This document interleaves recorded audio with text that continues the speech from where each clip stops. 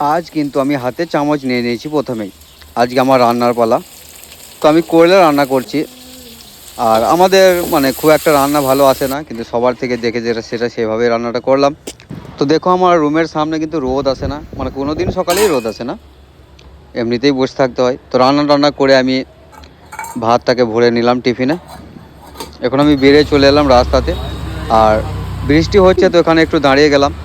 আর আমার সঙ্গে আছে আজকে আজাদ ভাই। তো আজাদ ভাই খালি হ্যাঁ হ্যাঁ করে আসছে, মনে হচ্ছে মুখে ঘুষিন দেওয়ার। শুধু আমার সাথে কি এরকম হয় নাকি? মানে আমি প্রতিদিন আসি, ছাতার সঙ্গে থাকে, পানি হয় না। আজ ছাতাটা আমি ব্যাগে ভরতে ভুলে গেলাম, আর আজকে তোকে পানিতে ভিজে ভিজে এইভাবে আসতে হচ্ছে আমাকে।